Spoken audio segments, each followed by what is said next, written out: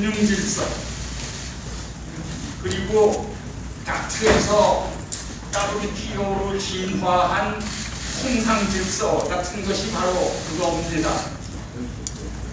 미국은 그 2차 대전 승전 후에 자유주의와 민주주의라는 핵심 가치를 뼈대 삼아서 분야별 국제 질서를 이처럼 능동적으로 구축을 했습니다.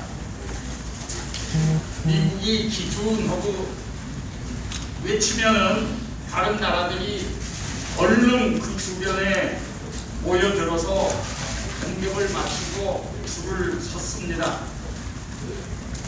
바로 그러한 질서에 순응해서 가장 혜택을 많이 본 나라가 대한민국이었다고 생각합니다.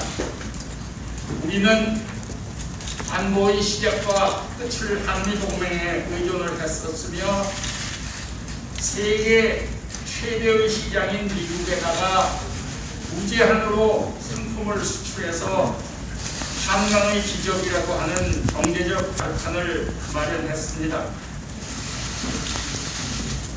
그런데 지금은 이제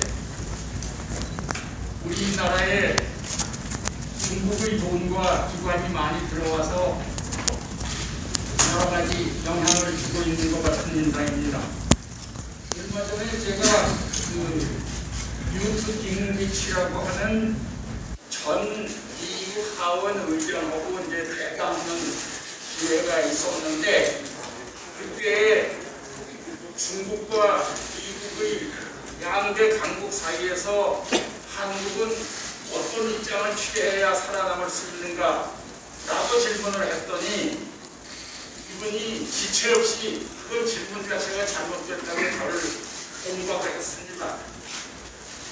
한국은 중국과 미국 사이에서 무슨 특별한 선택의 여지가 있는 것이 아니라 자기 생각으로는 이미 한국은 미국이 건설한 세계 동맹 체제의 일부니까 중국,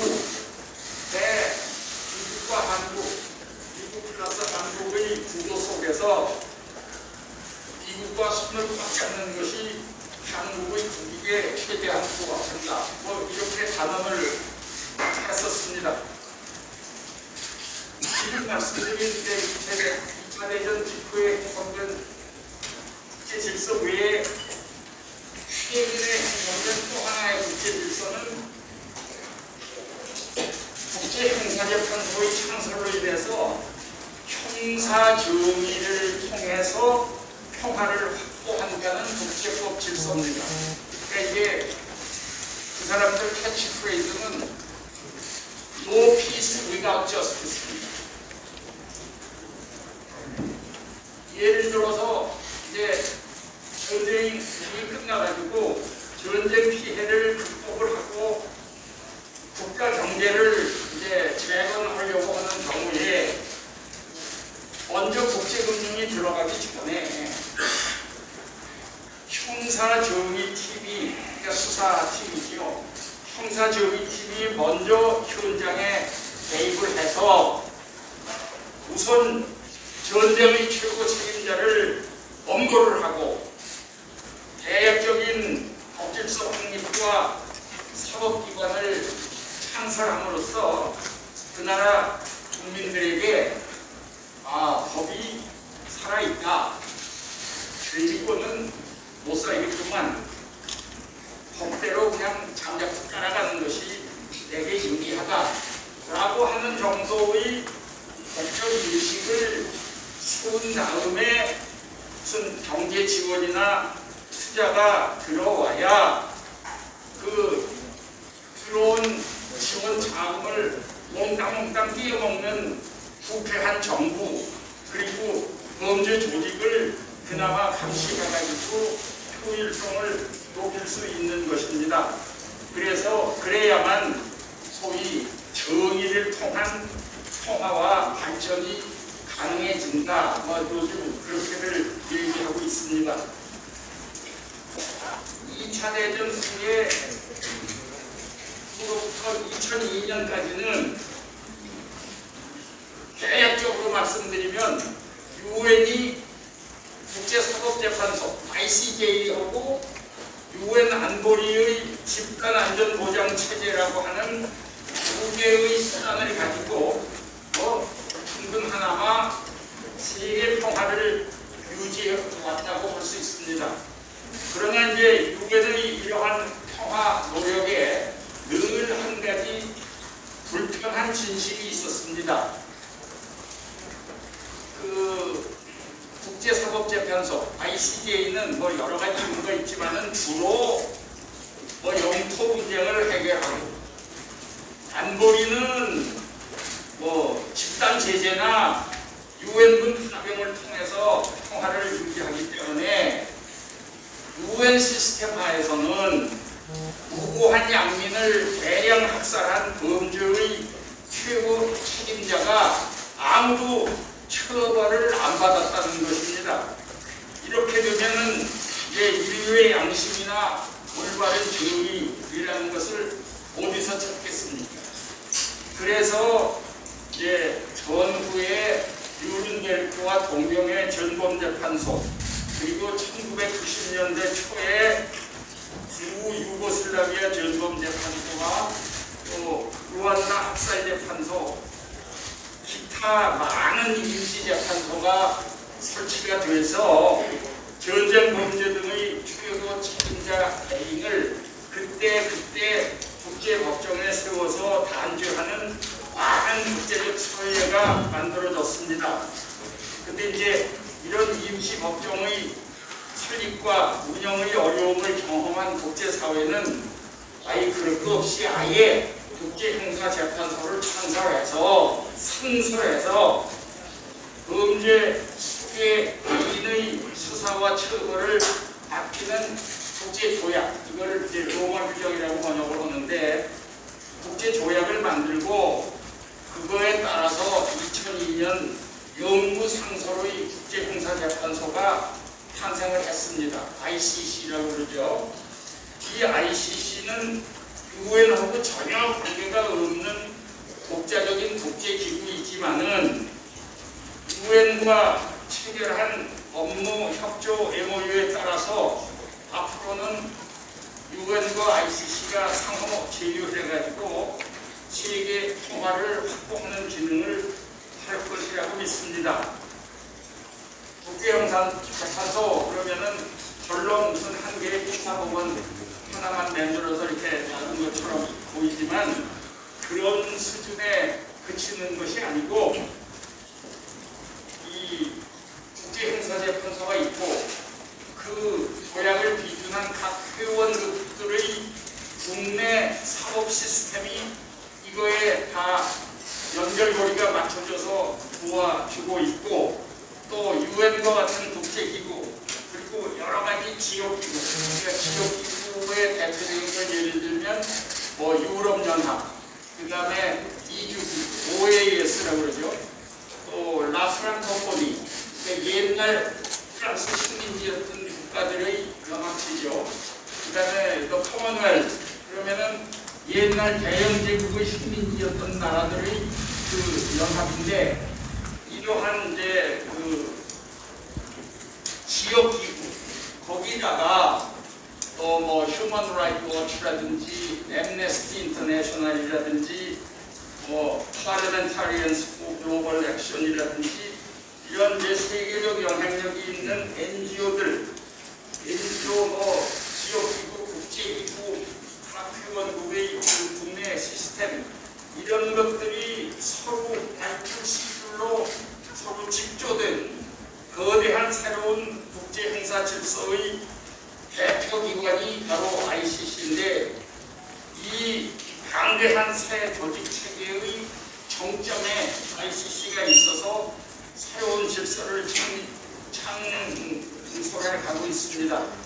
그래서 이제 지금부터는 지구상의 국제기구는 유엔 시스템하고 또 국제형사재판소 시스템이라는 두 가지 다른 목적과 존재 이유를 가진 시스템이 상호 보완하면서 앞으로 인권을 바탕으로 국제 형사 정의를 위한 항구적인 평화를 확보할 수 있게 됐다. 뭐 이렇게 얘기를 합니다. 그 ICC는 사실은 종래 형사법원 검찰 기능 외에 산하의 피해자 신탁기금이라는 강대한 조직을 운영하고 있습니다. 신탁기금이라는 것은 가해자를 처벌한다고 해서 엄벌한다고 해서 피해자의 손해가 저절로 회복되는 것이 아니기 때문에 처벌과는 별도로 심지어 재판 전에도 그 피해자들의 피해를 배상하고 인간의 존엄을 회복시켜주면서 자립의 길을 마련해 주고 있습니다. 즉 국제형사재판소는 수사와 처벌을 통해서 소위 우리가 고전적으로 말하는 응고적 정의를 실현을 하고 그 산하의 피해자 신탁기금은 응고적 정의에서 한 걸음 더 나아가서 전쟁 피해자를 위한 소위 치유적 정의와 회복적 정의를 구현하는 보완 기구가 됩니다.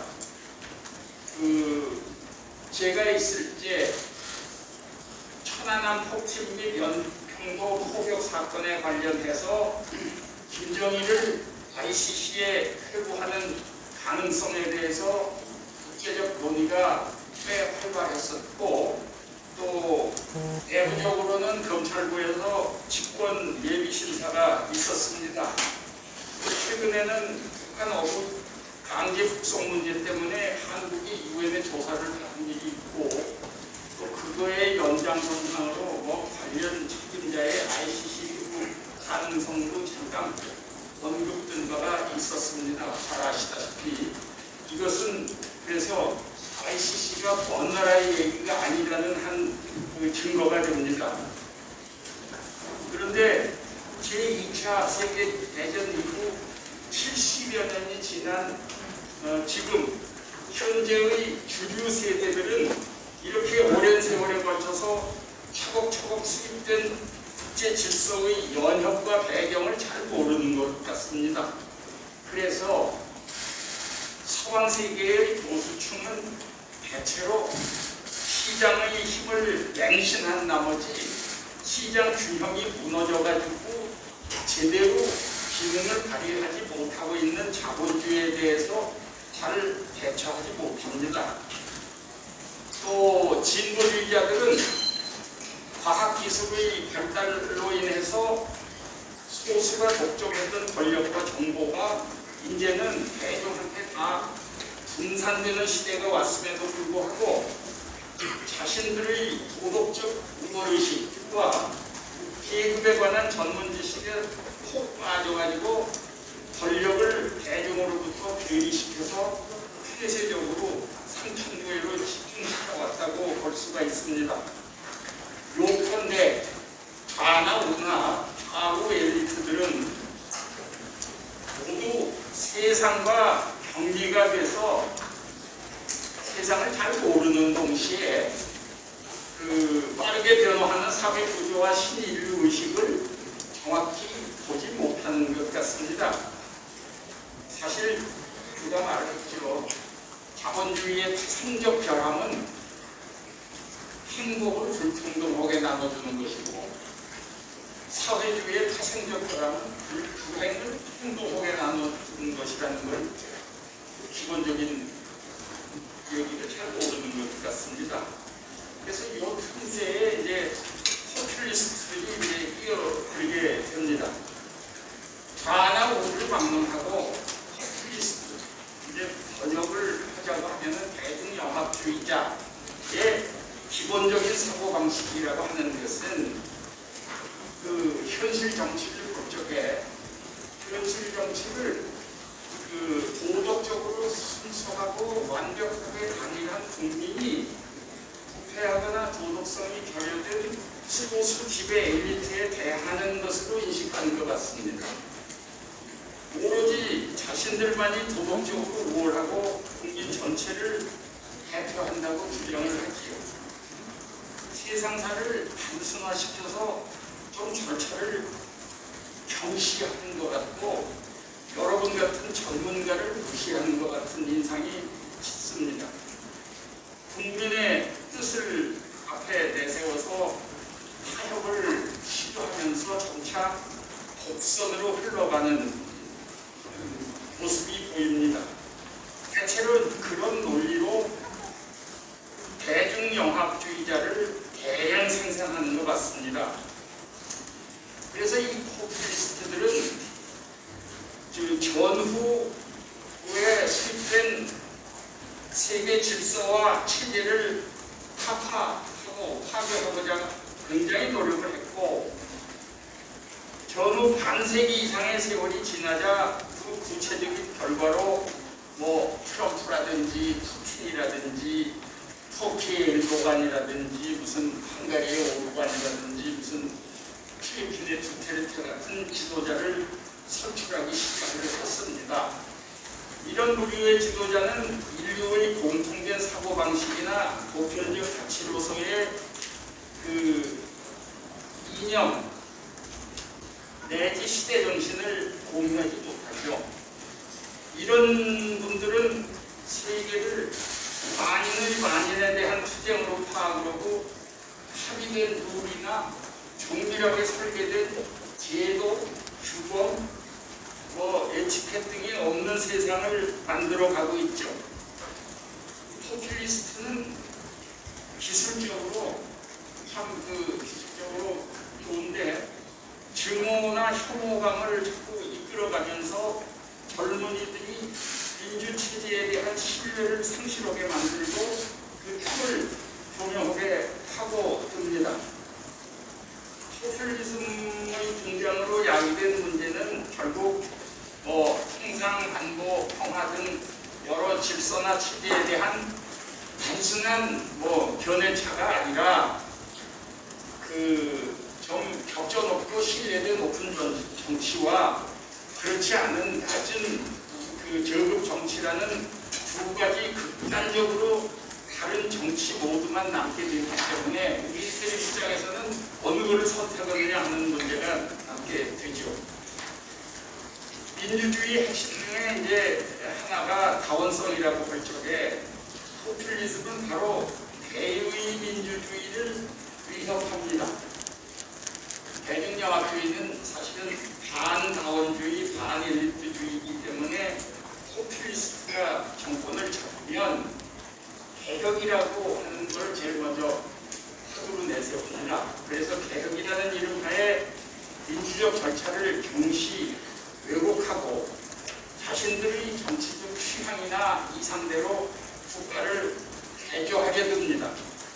비편적인 언론, 시민단체, 정당을 어떤 시대적인 프레임을 씌워서 비국민으로 규정해서 탄압을 하고 검찰, 사법부, 그리고 정보기관 이런 것들을 입맛에 맞게 손을 봅니다.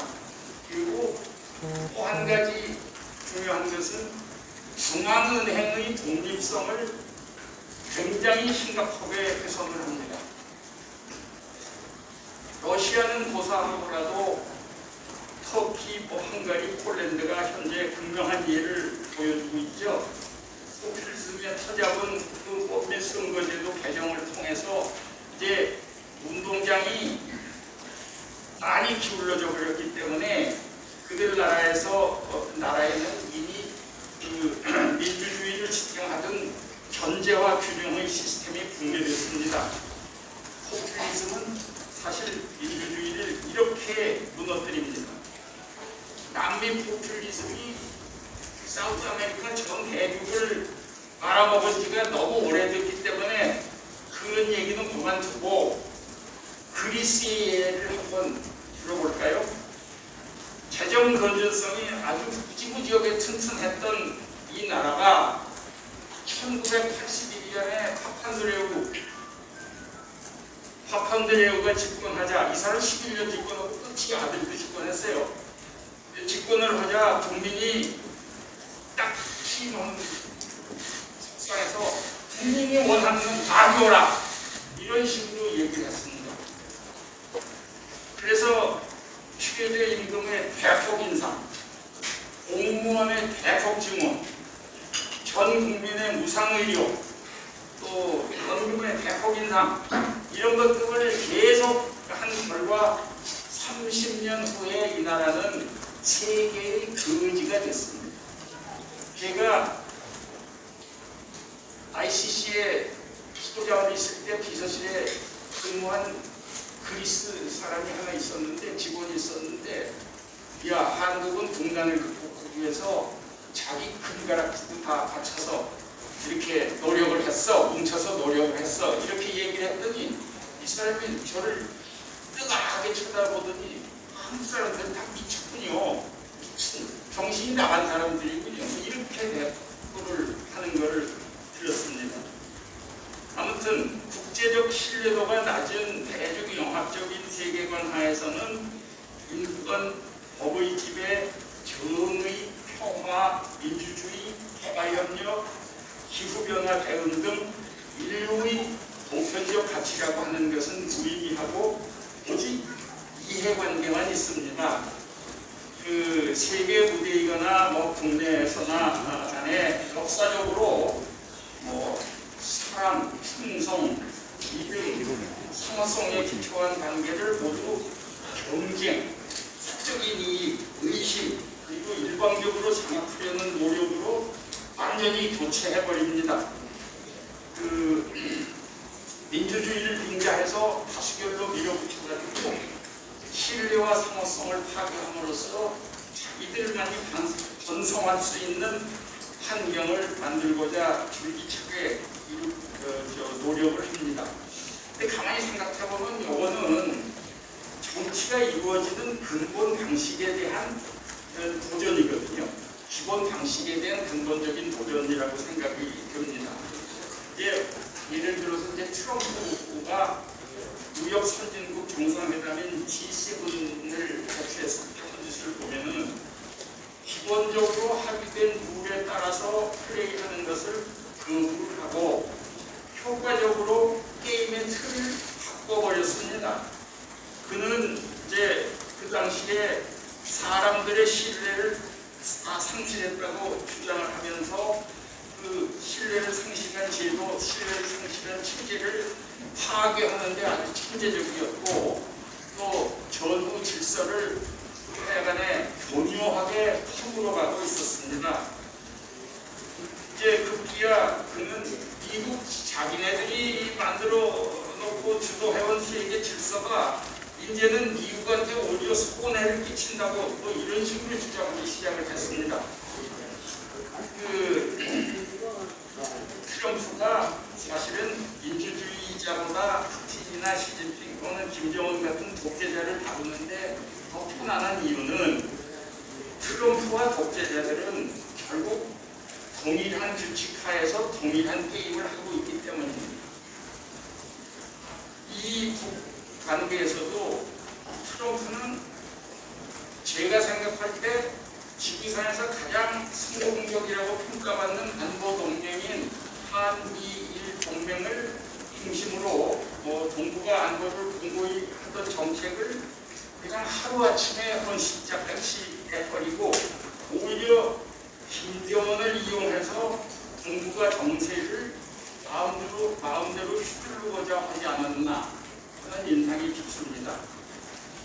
우리한테 엄청나게 불리한 트럼프의 이러한 입장을 그대로 계수한 바이든 정부의 정책은 이게 미국이 좀 위협하지 않는데 트럼프가 어지러놓은 그 여러 가지 정책이나 그 결과를 그대로 이수한 바이든 정부의 정책은요, 미국 군부와 전문가 집단이 얼마나 효과적으로 이 같은 위험한 생각을 저지 내지 변경할 수 있는지에 좌우될 것이라고 봅니다. 사실 제가 볼 때는 오바마 행정부에서 소위 전략적 인내라는 미명하에 북한에 대해서 사실상 아무것도 안 했습니다. 그래서 북한한테 한국이 개발하는 시간을 널널하게 줬죠. 그래서 바이든의 새로운 북한 전략은 2달 이상 다시 재검토를 한 결과 외교에 투잡은 실용적인 정책이라고 하니까 듣고 볼 일이지만 제발 오바마의 판매기가 되지 않기를 바랄 뿐입니다. 한국은 그러니까 이 미국 주도의 세계 질서 속에서 길들여진 우리나라의 리더십, 우리 국민의 인식 이런 것들이 갑자기 야만의 논리가 지배하는 미중 간의 대립 속에서도 그 옛날에 했던 그 향도 역할을 제대로 해낼 수 있을까? 이것이 대외적으로 제가 볼 때는 외교 안보 및 통상과 국제협력 분야에서 한국의 근본적인 도전이 아닌가 생각이 듭니다. 이제 우리 동네로 오죠. 우리 동네는 아시아입니다.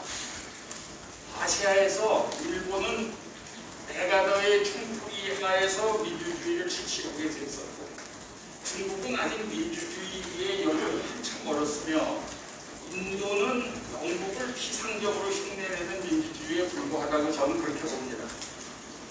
아시아에서 따라서 경제발전과 자유민주주의를 동시에 달성한 나라를 뽑자면 일본하고 한국밖에는 없습니다. 우리 당대에 한국의 민주주의는 많은 사람의 피를 먹고 자랐습니다. 그래서 우리나라의 자유민주주의는 제 생각에 권위주의 독재로 되돌아갈 가능성은 거의 없는 공고화된 자유민주주의로 발전을 했다 싶기는 한데, 유감스럽게 해도 그 질적으로는 완전하게 뿌리를 내리지 못한 것이 아닌가 그렇게 생각이 듭니다. 그래서 질적으로 자유민주주의가 완성되려면은 극복 내지 충상해야 할 과제가 몇 가지가 남아있지 않는가 싶습니다.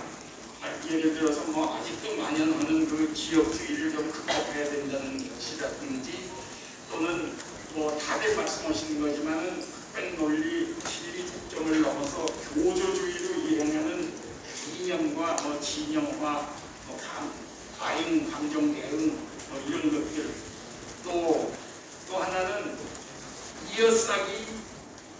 이어가기, 쌓아가기가 필요한데 5년마다 전 정부의 정책을 깡그리 뒤집어 엎어버리는 국정의 불연속성도 이제는 좀 지양해야 할 때가 되지 않았나 싶고요. 그 다음에 이제 민주적 정당성을 바탕으로 하는 정치와, 그게 이제 선거에서 당선된 무슨 그런 의회 이런 거겠죠. 그리고 이제 그거에 필요한 정치와 합리적 정책 수행에 필요한 최소한의 자율성과 중립성을 가져야 하는 행정 간의, 그러니까 정치와 행정 간의 서로의 독자적 역할과 기능을 인정하면서 국민의 관점에서 상호 협력을 해야 되는데, 정치와 행정 관료가 이게 전혀 조화가 되지 않는 것이 큰 낭비의 원천이 되기도 합니다. 또 군부 독재 시기부터 국민을 수연하게 대표하지 못하는 정당 시스템도 좀 뜯어고치고 강화를 해야 되고, 또 요즘 제왕적 대통령제니까 그걸 방지하기 위해서 개헌을 하자고 하는데, 그냥 이렇게 책방만 봐도 일개 승지에 불과한 자들이 국정 책임을 지고 있는 6조 100관을 통제하는 이런 수가 어디가 있습니까? 이것이 이제 저는 제왕적 대통령제의 현실이라고 그렇게 생각을 하고요. 이런 것이 좀 고쳐져야 되겠다 하는 것이고, 언론의 책임성과 건강성의 상실로 인한 공문 문화의 부재, 또는 정치적 냉소주의, 이런 여러 현상을 극복할 수 있을지 여부가 관건이 아니냐 그렇게 생각을 합니다. 여기 정당을 전공하신 전문가들 몇 분 계신데, 정당이라는 게 우리나라에서는 옛날에 보십시오. 어떤 그 당수가 사랑방에만 이렇게 도료까지 쫙 달고 당수가 앉아있으면 그 옆으로 서예에 따라서 쫙 그런 반도가 앉고 그렇습니다. 그건 뭘 얘기합니까? 정당이 엘리트 정당이라는 뜻입니다. 국민정당이 아니고. 근데 이제 정당이 엘리트 정당에서 대중정당으로 옮겨가야 있습니다. 그래야 이제 민주주의의 질적 고향의 전기를 마련할 수가 있는 단초가 되죠. 따라서 우리 정치의 핵심은 제가 보기에는 재래식의 좌우 대립이라거나 이라기보다는 정치가 이루어지는 방식에 대한 근본적인 도전이 아니냐, 이렇게 볼 수가 있겠습니다. 그래서 한국 정치에서 핵심 쟁점은 우리가 어떻게 살아가는 동안에 그 상호 간의 관계를 설정하는 거에 문제죠. 그러니까 우정이라든지 공유 가치라든지 충성심, 믿음 이런 걸 토대로 한 고수준의 정치 소양을 조성하고 그 속에서 그 정치 관계를 발전할 수 있게 되든지, 아니면은 그 반대에 아주 최악의 경우가 되든지 선택의 문제가 아닐까 싶습니다. 사실 정치라는 것이 정치 간의 이해를 좁혀서 나라가 잘 되고 국민을 잘 살게 하는 것이 그 요치 아니겠어요? 그러니까 이 자랑스러운 나라의 위대한 국민이 진보와 보수로 그냥 나뉘어가지고 서로 물리쳐야 할 적으로 상대를 하면은 다 공멸할 수밖에 없고 일체의 생산적인 정책의 도출과 실행이 불가능한 것이지요. 누구나 다 하시는 말씀인데, 사실 우리는 경쟁자인 동시에 동반자이기 때문에 장기적인 관점에서 볼 때는 권력과 정치적 책임을 공유해야 되겠지요. 그래야 민주주의도 살고 나라도 번창하며 신뢰받는 정치회복이 가능해지지 않을까 생각을 합니다. 과거에 함몰돼서 미래를 버릴 것이 아니고 과거 싸움에서 탈출을 해야 미래가 보입니다. 다음 100년의 대한민국을 위해서 힘을 합쳐야 되겠죠. 제 판단으로는 한국의 포퓰리즘은 아직 그 영향력이 기존 민주주의 시스템을 위협할 만큼 크지는 않은 것으로 판단은 하지만은 인터넷을 중심으로 점차 불안감, 불신감, 그리고 적대감이 자꾸 확산되고 있어서 걱정입니다. 기존 정당이 나를 대표해주지 못한다는 회의감 또는 냉소감, 이런 것들을 좀 극복을 하고, 그래도 정당이 민주주의의 문지기로서 극단주의자로부터 자유민주주의를 보호할 수 있도록 국민이 인내하면서 좀 지원을 해줘야 되는 게 아닌가 싶습니다. 이거는 사실은 비단 한국만의 현상은 아니고 서구 민주주의 국가에서도 정당은 분열되고 약화되고 대중으로부터 소외돼서 민주주의의 가치보다 개인적 이해관계를 우선하는 현상을 보입니다. 그러나 정당은 역시 민주주의의 버팀목이니까 유권자들의 감정적 반응을 좀 걸러내고 이걸 중화시키는 역할을 해야 합니다. 그렇지 않으면은 정당이 필요가 없어요. 정당이 없어도 지금 권력과 부의 집중 현상으로 소수의 사람이 충분히 많은 돈 이런 걸 확보해가지고 풍족한 선거 자금과 효과적인 미디어만 있으면은 자기 정치적 목적 달성하고 당선도 되고 다 모든 걸 다 정당 없어요. 그래서 이제는 대중들이 개인적으로 페이스북이나 소셜 미디어를 통해서 의사표현을 자유로 할 수 있기 때문에 이제의 정당은 철저히 사익보다는 국익을 내세우고 과감하게 개방적이고 참여적이어야 그나마 생존이 가능합니다. 그리고 이념적인 양극화 현상은 잘 아시다시피 정치뿐만이 아니라 언론계, 학계, 법조계, 종교계, 예술계, 시민사회에도 깊숙이 파고들어서 정신적으로 가장 자유로워야 할 지식인들마저 이념적으로 편향된 진영의식을 거침없이 표출하고 있는 것이 진실감입니다. 제가 보기에 이 땅에 현재와 같이 삭막한 사회심리 현상이 잉태된 주요 원인은 우리 사회의 지성문화의 뿌리가 너무 가격하지 않느냐, 또 대학의 지식 생산 체계가 파괴됐다는 사실과 무관하지 않지 않냐, 이런 판단을 해봅니다.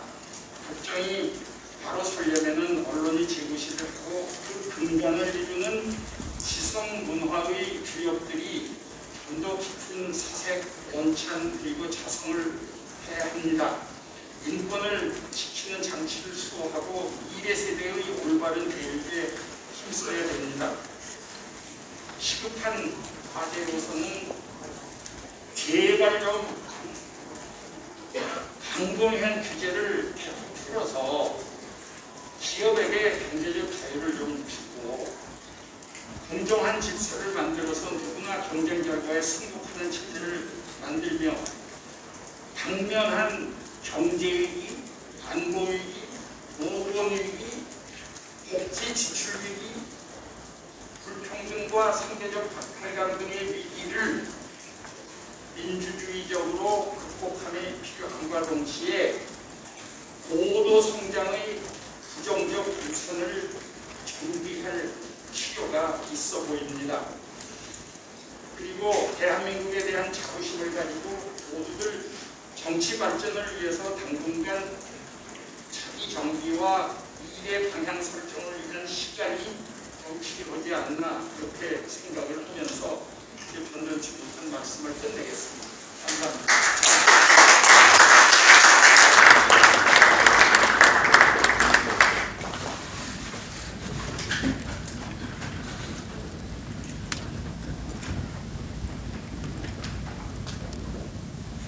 네, 송생선대 발표였습니다. 개인적 질문 사이트는 별도로 개인적으로 해주시는 걸 끝내도록 생각하고 있습니다. 다음 순서 진행하도록 하겠습니다. 자, 일부 마무리 기념 촬영을 하도록 하겠습니다.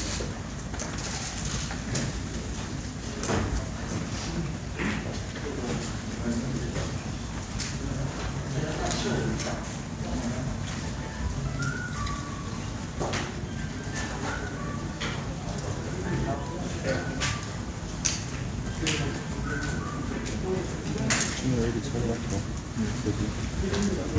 네가 서 있어 그냥.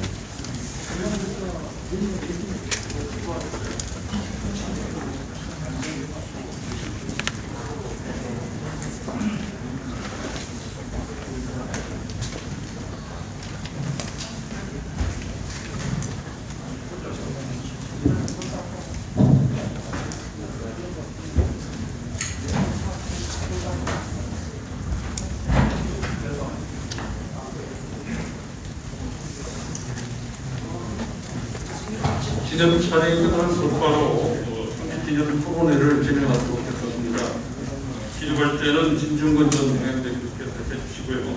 기념 토론자로서는 김민전 교수 그리고 김태규 변호사. 아무도 나오셔서 참석하신 분들 나오셔가지고 같이. 이렇게 너무 들어온다. 좀 앞에 앉아주세요. 앞에 앉으고 뒤에.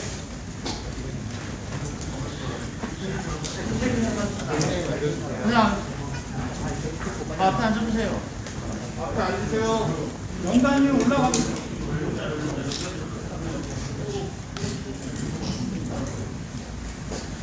연단으로 좀 올라와 주세요. 연단이 올라가면 안 될까요? 연단이 올라가 주세요.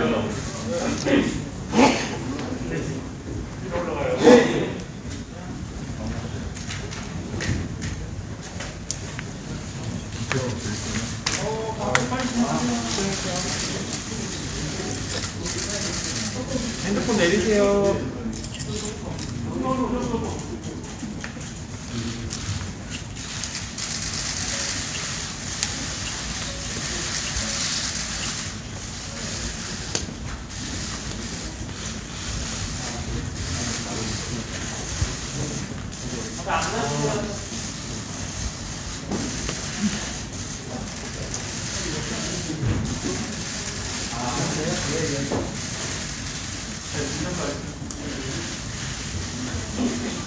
네, 이상 1분 마치고요. 단상이 정리된 대로 바로 토론을 진행하도록 하겠습니다.